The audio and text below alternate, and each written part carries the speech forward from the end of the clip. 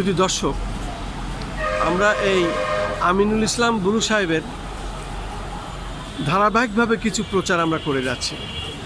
যেহেতু সে দীর্ঘদিন ধরে প্রায় 2 যুগের কাছাকাছি এই বিষয়টি নিয়ে সে কাজ করে যাচ্ছেন, আর তাকেই আমরা সবাই চিনি।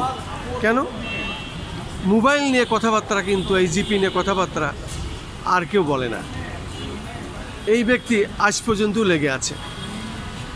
আপনি যে প্রায় 2 যুগের কাছাকাছি আপনার এই আন্দোলন সংগ্রামের কতটুকুন অগ্রসর হয়েছেন যদি বলতেন। যেহেতু বিদেশি কোম্পানি তারা হাওয়া বেচা টাকা নিয়ে যাচ্ছে, অনেকেই বলে যে জনগণের পকেটের টাকা তারা নিয়ে যাচ্ছে অন্য দেশে। আমাদের দেশের লাভ কী? আমাদের মানুষের লাভ কী? আমাদের মঙ্গলে কি করা যায় সেই বিষয়ে যদি একটু বলতেন।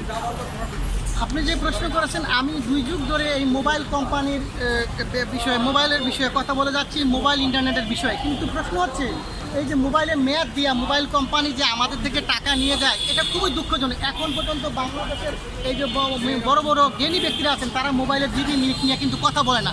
যখনই কোনো ব্যক্তি ওই চেয়ারে যায়, তখন সেই ব্যক্তি চুপ হয়ে যায়। আমি এই জিনিসটা বুঝি না। মোবাইলের আপনার আমার টাকা, সেটা মোবাইল কোম্পানি মেয়াদ দিয়ে কেটে নিয়ে যাবে, আমি আপনি চুপচাপ করে বসে থাকবো, বসে বসে দেখবো। এটা আসলে আমার কাছে জানি কেমন মনে হয়।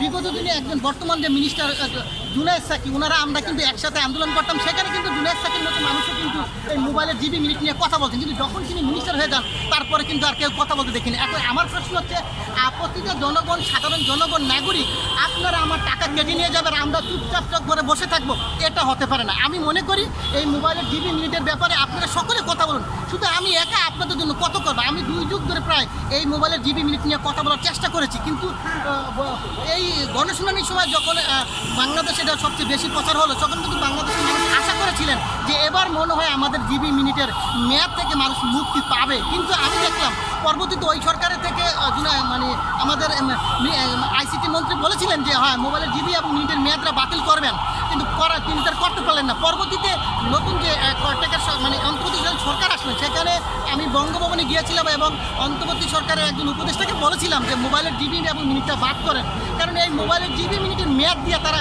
এই 19 কোটি লোক থেকে টাকা নিয়ে যাবে, এটা হতে পারে না। কারণ আপনি চিন্তা করেন, 19 কোটি লোক থেকে যদি 1 টাকা করে কেটে নেয় এই মোবাইল কোম্পানি, তাতে 19 কোটি টাকা চলে যায়। আমার প্রশ্ন হচ্ছে, আমরা যদি 19 কোটি লোক যদি একদিন মোবাইলের টাকা জিবি এবং মিনিট বলার পরে যদি মোবাইলে সেই কথা বললাম না, সেই টাকা মোবাইল কোম্পানি কেটে নিয়ে যাব, আর আমি আপনি চুপ করে বসে থাকবো, এটা হচ্ছে বোকার রাজ্যে বাস করে। আমি মনে হয় ব্যর্থ, জনগণের জন্য কিছু করতে পারলাম না এখন পর্যন্ত। বাংলাদেশে সবাই জানে আলোচনাটা।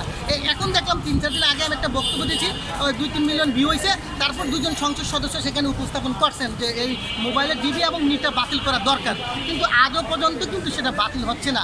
তো আমি অবশ্যই আশা করব যে এই বিদেশি কোম্পানিগুলো, গ্রামীণ, বাংলালিংক, রবি, এয়ারটেল, এরা কোটি কোটি টাকা নিয়ে যাবে, আর আমি আর আপনি চেয়ে দেখবো। এটা আসলে আমার কাছে কেমন জানি মনে হয়। আমি বলবো, বাংলাদেশের যারা জ্ঞানী ব্যক্তি আছেন তারা কথা বলেন। এখন তো কথা বলা শুরু হয়েছে। এই যে কিছু পরশুদিন দেখলাম, আরেক সিলেটও দেখলাম যে কারাদানি মানববন্ধন করলো। আমার এই যে পরিপ্রেক্ষিতে তারা মানববন্ধনও করলো রাতে, যে মোবাইলের জিবি মিনিটটা বাতিল হওয়া দরকার। কারণ মোবাইলের জিবি মিনিট, এরা তো মোবাইল কোম্পানির টাকা না যে সে আপনাকে মেয়াদ দিয়ে টাকা কেটে নিবে। এমন অসহায় লোক আছে, ভিক্ষা করে, সে মোবাইলে টাকা ভরে, সেই টাকা কেটে নেবে মোবাইল কোম্পানি। আমি আপনি চেয়ে দেখবো, এটা কেমন রে ভাই? আমি বলতে চাই, সাধারণ জনগণ কথা বলেন যে আপনার টাকা মোবাইল কোম্পানি কেন কেটে নিবে? আপনাকে মেয়াদ দিয়ে মোবাইল কোম্পানি টাকা কেটে নিবে, আর আপনি পয়সা খালি চেয়ে দেখবেন, এটা হতে পারে না। আপনাকে অনেক অনেক ধন্যবাদ।